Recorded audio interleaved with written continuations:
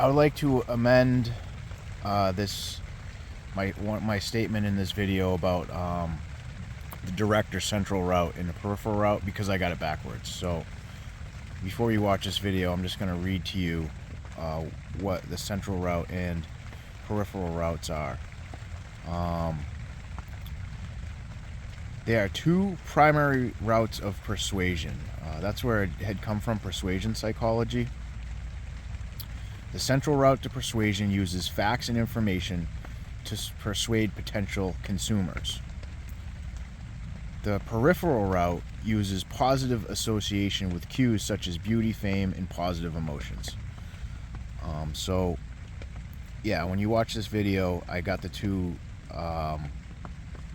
mixed up. You know, I said peripheral route when I meant central, and I said central when I meant peripheral. So I guess the point is I try to use central route when making decisions, given, you know, as much information as I can gather to make the best, you know, educated decision in my mind on what is good and right and what I should do, instead of being persuaded by,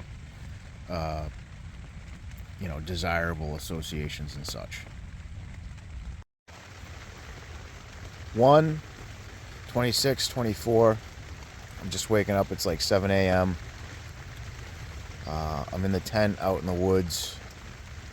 I saw Michael yesterday, and he has a new friend, a guy that I was talking to and I kind of got to know, and he's the guy that got in a fight over at the shelter dinner. Michael seems to like him. I'm a little apprehensive, so instead of staying there last night, I stayed here. You know, I've been a little, what can I say? I've had a lot going on, so I just really wasn't ready to stay in a tent next to a person that I really don't know too well. So I stayed out here in the woods. I love it out here anyways. You know, I'm just trying to make my life as manageable as possible while, you know, not having a home. So it's raining right now. It started raining like an hour or two ago. I don't even know. I was sleeping, but it woke me up. I love the rain. I like the sound of it. I don't know if it's coming through on the speaker. You can see the rain, but you might be able to hear it. So, yeah, this is it. A lot of thoughts, a lot of stuff going on. I have to get caught up on writing blogs and things. I don't really enjoy doing all the documenting. I could really, like, honestly, I could have just videoed everything and wrote about it later, but I know it's important to keep some type of log of what happens from my day to day. And I just wanted to be able to share it with everybody. I've become more interested in the end product, like writing a book and connecting the book to all the social media and stuff like that, so people can watch and see what it's like to live homeless. And I do understand, like, a lot of people have mentioned, you know, that my situation is different. I did come into this with some savings, and I have a lot of resources and a lot of skills and knowledge and things that I've accumulated over the years. But homelessness is homelessness, you know. And I know I've said it before, technically none of us are really homeless. You know, planet Earth is our home. Homelessness, as defined in our society, means that somebody doesn't fit within the upper echelons of our socioeconomic system. Like you can't afford an apartment or a house, or you don't have a support system that's going to provide that for you. So now you're left to struggle and figure it out on your own. Live in a tent, live within the shelter system and what social services provide, if that exists in your given area. So, you know, the stigma and the shame that gets built around that, the not good enoughness of, you know, not being able to fit into our economic system is a sad thing. And the way that our economy is going and the way that these social issues are increasing, what I would call behavioral issues, especially with the substance abuse and things of that nature, and you know, poor treatment or care for mental health issues that cause people to, you know, not be able to take care of themselves and aren't well taken care of by the system, you know, is causing this, you know. And I've said it before, and then I'll say it again. You know, my book will probably be called Homeless 366, Tents Across America. And then, you know, a lot of people have been mentioning a lot of immigration crisis with people coming over here and they don't have the resources. So now our government is responsible for getting them on their feet so that they can survive. I know Michael complains about it, and I've heard other people that are homeless complain about it. So, you know, there's just a lot, and it is hard to process. And, you know, sometimes I think, like, I don't even want to do a video, and I don't want to write about it, and I just want to stay in my tent and, you know, just go about my business and eat the meals at the shelter, because I do enjoy those meals. And, you know, hang out in the library and hang out with the other people that are in the street. I could literally just do that and not even communicate with, you know, on a big scale like I do now with the videos and the writing and things, and be perfectly content. This has opened my eyes, and it's opened my world into a new way of living, a new experience. Even the beard itself, it speaks to itself. I've never grown a beard. I didn't even know I could grow a beard. And now I have a beard. And I love it. I'm obsessed with my beard. You know, the potential that is within us will never be reached unless we expand our experience. If we branch out and learn about things and try different things. We live in a free country. We are not restricted, but yet we restrict ourselves because of our beliefs. You know, stigmas is a big word, but it's the things that we believe. We believe what people tell us. We believe what the media tells us. We believe what political people tell us. We believe all this stuff. But how much truth is there to it until we actually learn about it and experience it ourselves? I've really just, I was thinking of the term for it, I want to say given up, but it's not negative in a sense. I've given up on trusting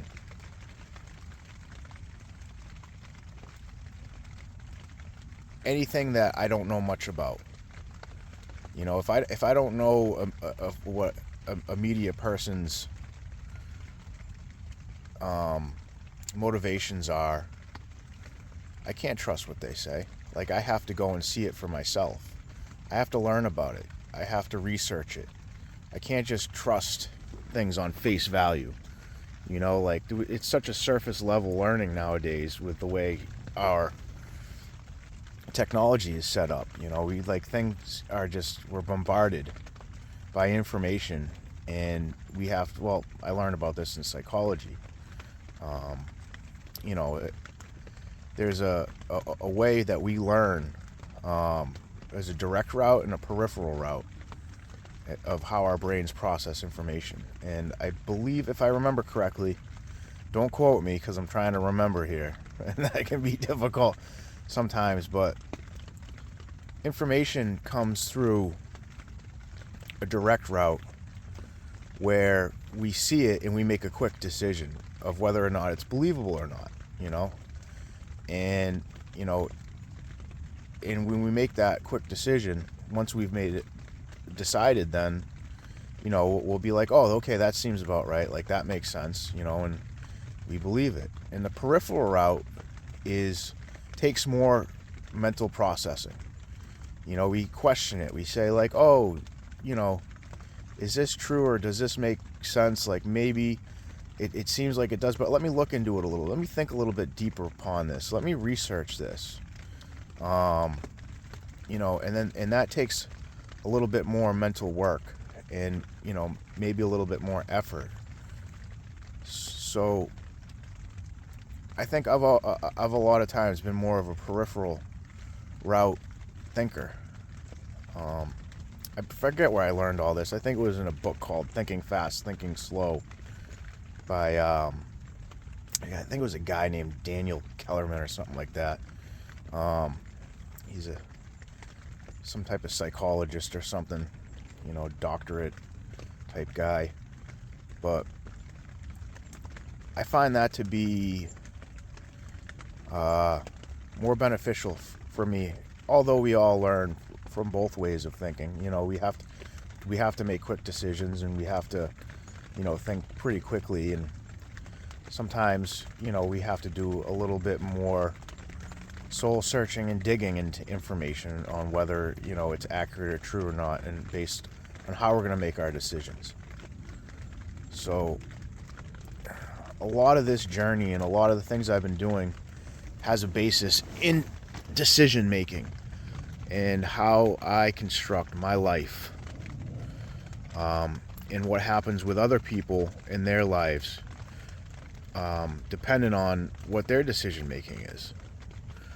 You know, if people are going to become indigent in our society, you know, where does the fault lie?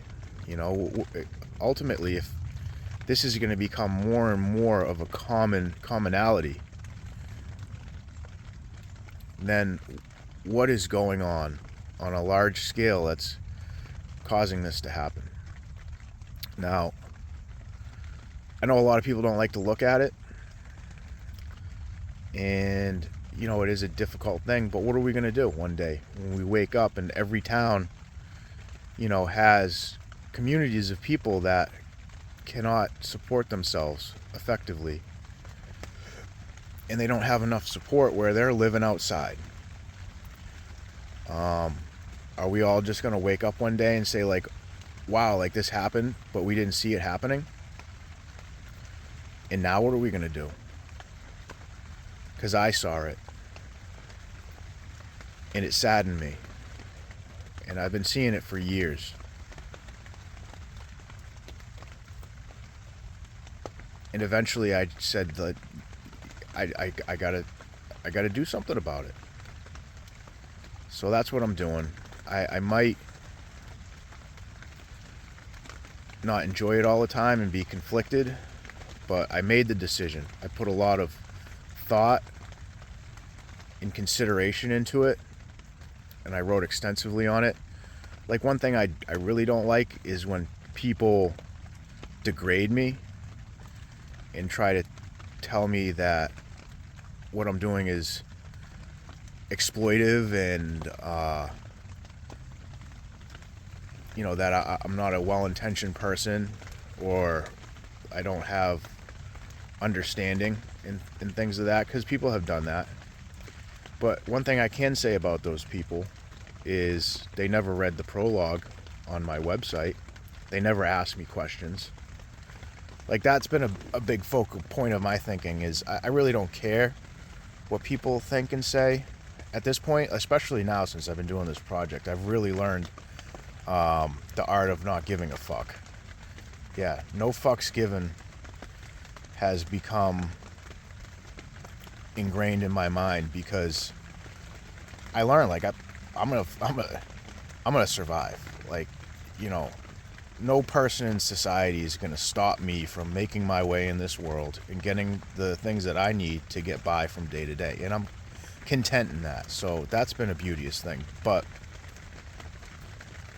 the thing that really fascinates me, and I think that everybody can take a lesson from this, is that what I learned is the people that are critical, you know, especially a lot of like the online warriors, people that like to hide behind a keyboard and things like that, or like, you know, they just they hate out in society, and then they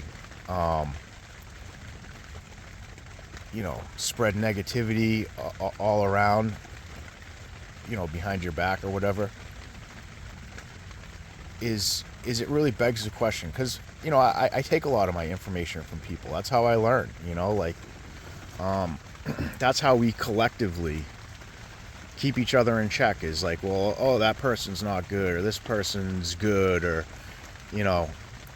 And I think the best way to gauge that is, and this is where my challenge is if people have something negative to say about somebody, you can always ask them, well, what did they do?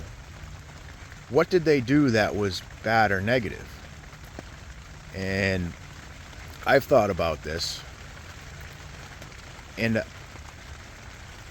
I would really be interested to see, like, anybody that has a negative viewpoint about me, what did I do? Like, if you don't like you know, me personally, or if you don't like somebody else, what did they do to make you not like them? And I'd be interested in what people have to say, because I really, you know, I've been on my best behavior for quite a while. You know, ever since I've been out of my cage, I've worked hard to do good, you know, and that's not an easy feat. So I think that's where my frustration comes from too, because I put a lot of effort into making good decisions and doing the right thing. So, you know, when you're out there in the world and people say, oh, this so-and-so person is no good, or I don't like that, you know, I would challenge you to question them, like, oh, well, what did they do? You know? And then, depending on their answer, you can have a better understanding. If you say, well, what did they do? And then they say, oh, well, you know, I didn't like the way somebody told me, or I didn't, that they, you know, it really isn't much that they can say. I think a lot of it's just, you know, certain people don't like other people for petty reasons, and then they just, you know, spread gossip and hate about them, you know. So, I don't know. That's kind of been on my mind. You know, there's a lot of the stuff that we see, it doesn't have good foundation. So, you know, challenging people and trying to find out what the truth is important. I don't know, somebody called it like cancel culture. Some guy on the radio was saying that he was a victim of cancel culture. And, you know, I thought that was pretty interesting. But at the end of the day, we do things for various reasons, whether they be personal, or whether they be for, you know, extrinsic purposes, gain and things like that. But I think in this endeavor, my inspiration and my motivation has been not only for myself to understand an experience that I have never actually experienced, and to share that with the world so that people can know and understand and have access to information that not only educates but could help somebody that is in need. And by doing this publicly, then people can learn from that, and I can network and hopefully find ways to, build some type of connective network so that, the people that need help, especially, well, Massachusetts, where I'm at, so, help Massachusetts first to see how it goes. And then spread out from there. Because if people don't want to live outside, they don't want to have to live in tents and, to struggle to live in this fashion, then it would be cool if there were better options. I don't want tents across America. I don't want people to have to, not have enough to fit inside our economic system and live outside while everybody turns a blind eye. So that's my rant for today. That's my gibberish. And I am going to hang out here in the tent until about lunchtime. So everyone have a good day.